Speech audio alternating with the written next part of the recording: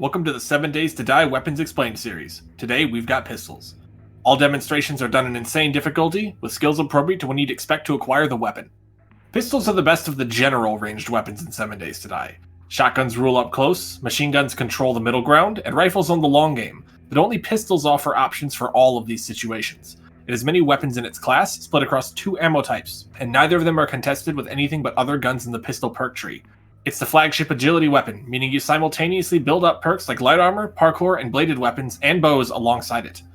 If you're not picking strength as a primary attribute, odds are you're picking agility and using pistols. Pistols have 2 ammo types in their stable of weapons, the trusty 9mm and the thunderous 44 Magnum bullet.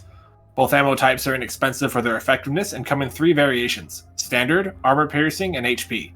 As with 7.62, the armor-piercing variant is the most expensive, but is universally most effective, and significantly more effective against targets that are armored. HP rounds are poor for dealing with armored targets, but extraordinary against unarmored targets, and less expensive than armor-piercing AP rounds by a significant enough margin to matter. However, for 44 rounds, the armor-piercing variant is actually not terribly more expensive, and could even be considered cheaper than HP. Both unique ammunition types are learned from Volume 6 of the Pistol Pete and Magnum Enforcer skill books respectively. Pistols come in many tiers, but the weapons in a given tier are divided into 2 subgroups based on the ammo they consume.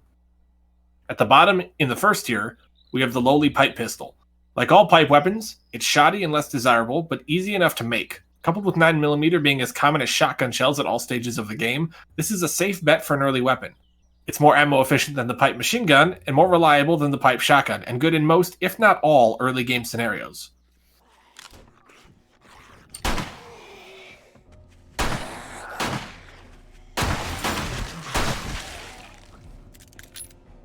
Okay, good. Moving into the first proper tier of pistols, we have the Tier 2 pistol.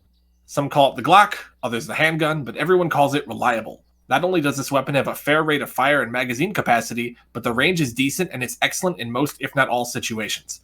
It is the pipe pistol's big brother, and better in every way for the same role.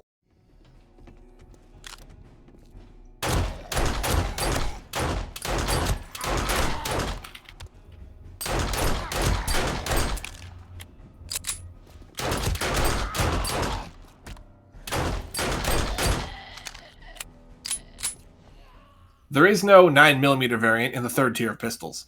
Instead, the fantastic 44 Magnum makes its appearance, and as its name suggests, it uses the 44 Magnum ammo. It has better effective range and damage per shot than the 9mm pistols, but is a good candidate for a low zoom scope to up your combat capabilities at range. It is loud, however, and has a low rate of fire. Much like a rifle, you should save this for picking off targets at range, or to deal with heavy targets up close in a controlled environment.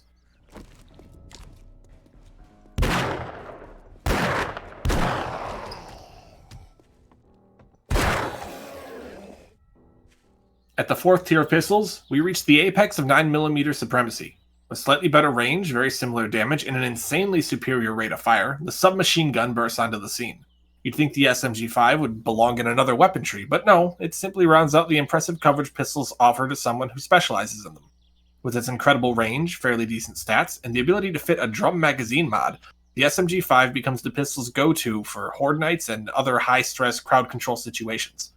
Its high rate of fire is very high though, so careful choice of mods can result in keeping the old tier 2 pistol around to be a more ammo-efficient mid-range option well into the late game.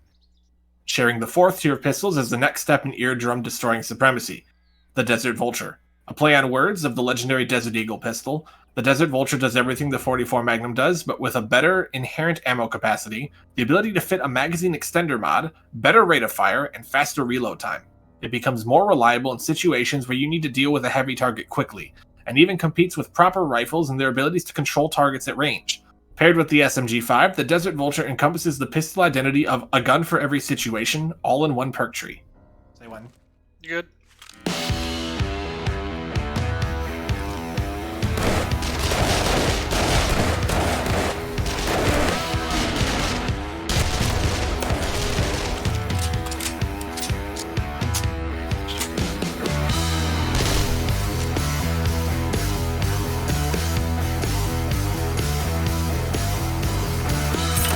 Dong.